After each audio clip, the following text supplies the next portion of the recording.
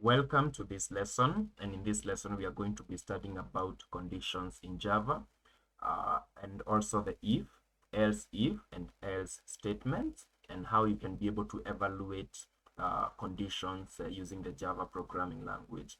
In your programming, you're going to encounter scenarios where you need your program to make a decision based on some input. For instance, you could be designing a voting application, and let's say the voting age is 18 or 20 or so on, and you would like to, given the age of a person or given the age of a voter, you would want the program to determine whether that person or that citizen is allowed to vote or not.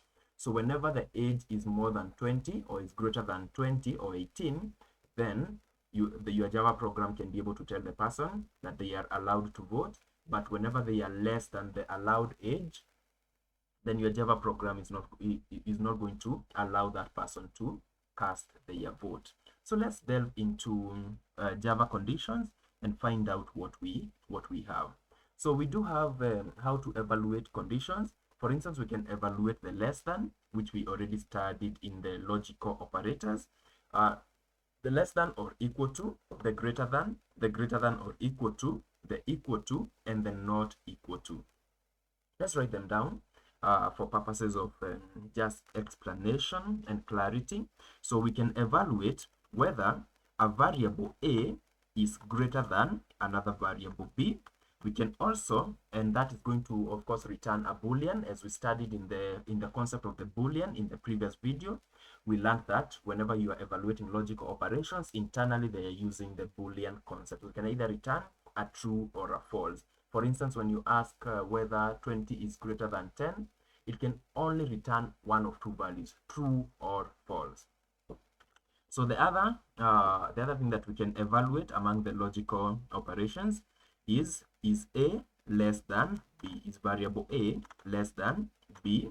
Another one we can evaluate is A greater than or equal to B?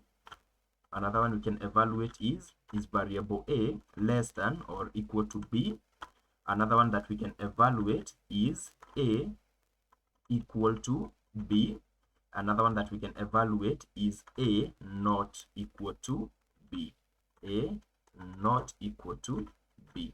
So something that I would like to mention, I think we have not mentioned in previous lessons, is that the equal sign in programming is not the usual equal sign that we are used to in mathematics. So in mathematics, the equal sign is written as just the equal sign. But in previous lessons, we learned that the equal sign is normally treated as an assignment operator to basically assign a value to a variable. How do we treat the equal sign?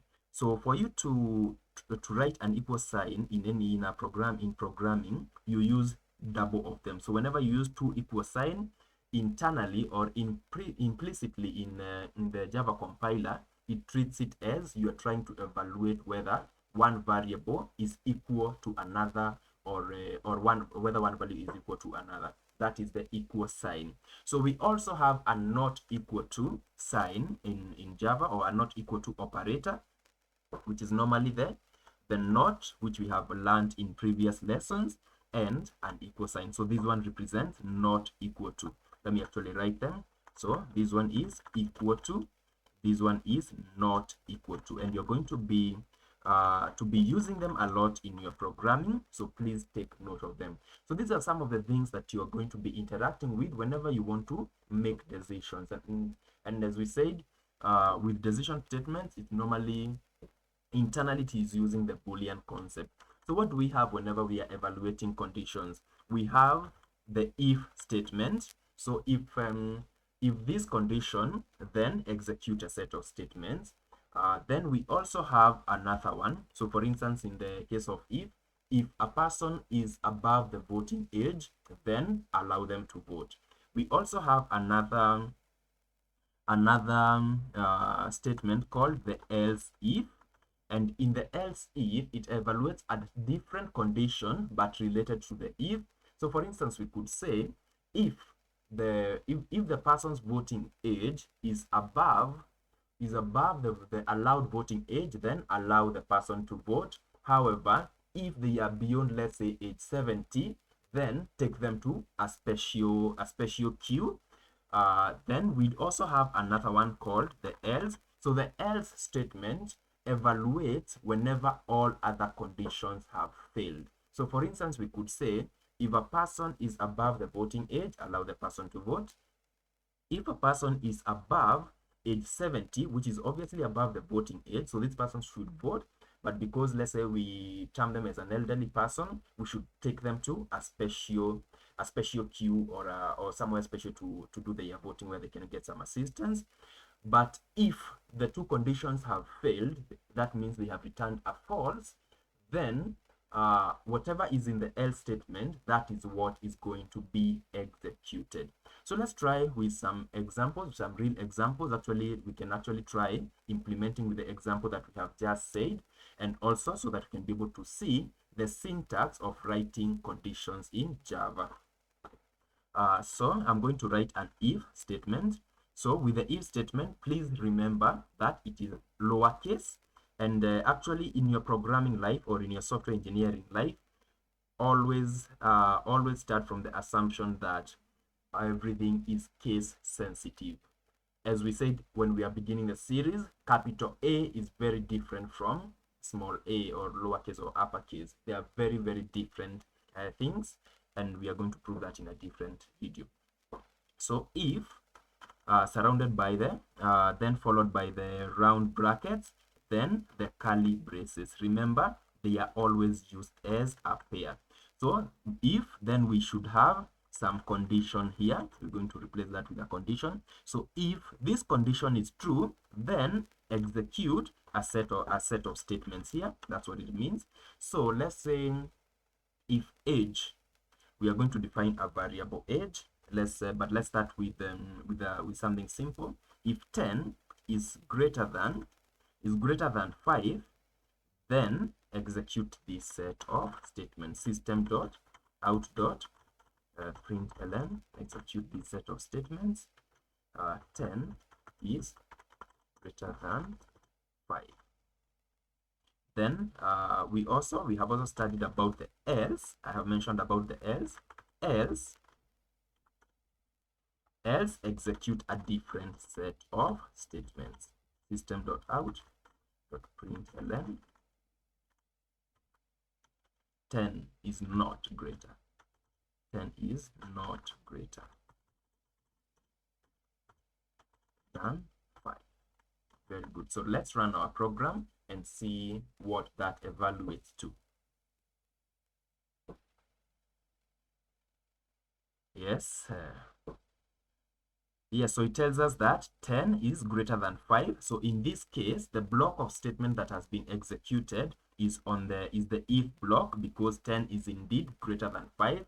Something else that we should actually capture in this lesson is that with the if statements or with condition statements, only one of them is going to be executed, not all of them. So for instance, if the if block, which says that 10 is greater than 5, is executed, then the rest are ignored. For instance, the else is going to be ignored, and so on and so forth. So for instance, if we were to say, is 1 greater than 5? Let's test for that. Obviously, 1 is not greater than 5. So it's going to ignore this particular block of statements. They could be many. It doesn't have to be one statement, and it's going to execute the else part of the program. So let's run this and find out and see that it actually executes the else part of the program.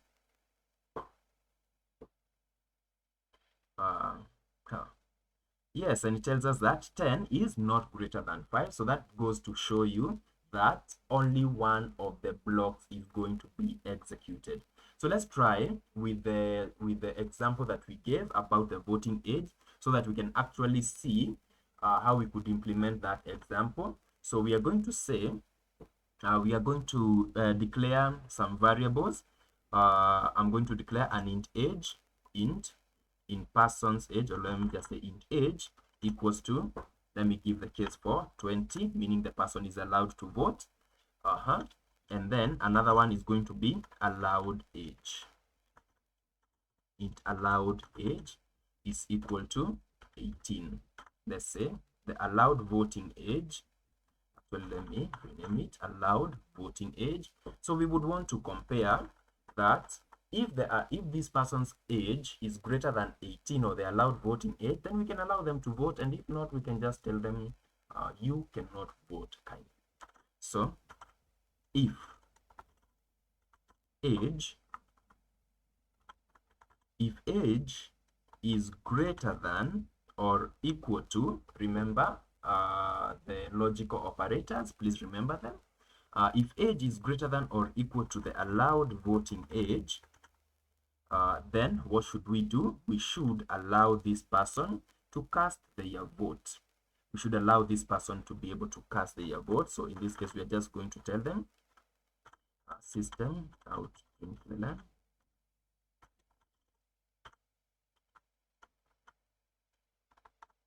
citizen is allowed to vote. Citizen is allowed to vote. Could even congratulate them. I have a typo here. Citizen is allowed to vote. Very good. What about if we also had another condition where if the person's age is greater than the allowed voting age, and also they are an elderly person, so we had put the case for 70 years. So let's have an else if and find out. So else if age is greater than allowed voting age, allowed voting age, and we also had some other operators, and you remember the and age is greater than or equal to 70. What should we tell this person? System.out.println allowed to vote in senior citizens section. Allowed to vote in senior citizens section, and if the age does not qualify for all those conditions, then we should let the person know that they are simply not allowed to vote. So kindly, they should celebrate more birthdays for them to be allowed to vote. Sorry. So we tell them, sorry, you are not allowed to vote. Allowed to vote. Try again later. So let's run our program and find out what this gives us, or what this evaluates to.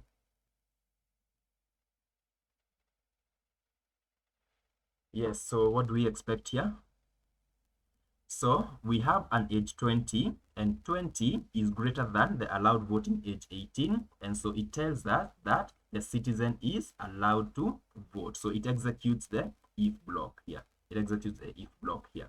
So, and it ignores the rest of the blocks. So what about, let's evaluate for a case where the citizen is actually not 20 years old now, but 75 years of age. Let's find out what our Java program is going to tell our senior citizen.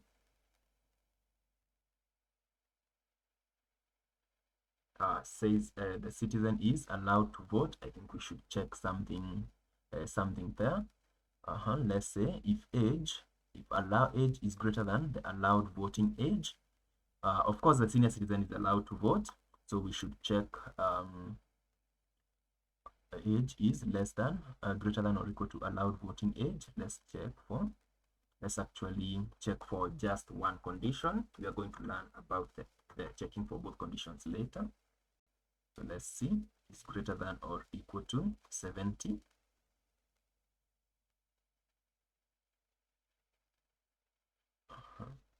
Actually, it is evaluating for the first statement alone. So I think we should modify for us to be able to execute the second else if, we should modify the first if, because what happens with the conditions is that they are going to be evaluated as they are written. It's first of all going to evaluate the if, the first if.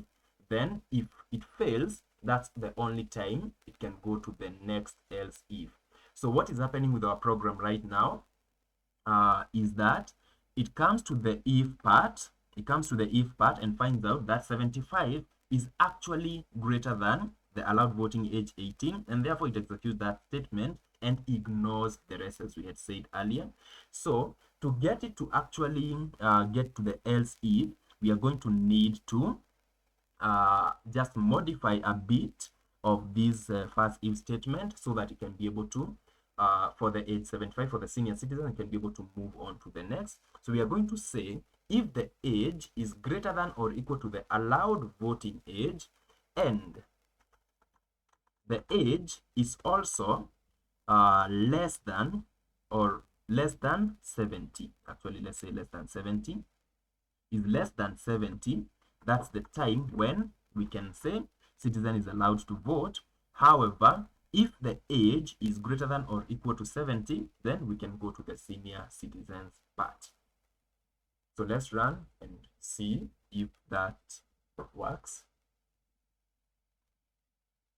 Yes, so upon doing that small change, so we can now our Java program tells us that it's allowed to vote in senior citizen section. So just a recap, what was happening here is that, and it's actually a very, very key point whenever you're writing conditions, is that the first condition is always the first one to be executed. If it is true, if it evaluates to a true, then its block of statement is going to be executed. However, if it evaluates to false, the next condition is the one that's going to be evaluated. If it's true, then its condition is evaluated. Else, the else part is the one that's going to be evaluated. So key takeaways from this video: condition statements, the if, the else if, and the else, and how to actually make sure that you are checking for the right conditions so that you can get the right output from your program. So this is actually how you handle decision or condition statements in Java. We are going to be learning this and more, because whenever you're writing real programs, and as we proceed, we are going to be using them a lot. So see you in the next video. Keep enjoying the series, keep learning. See you in the next one. Thank you.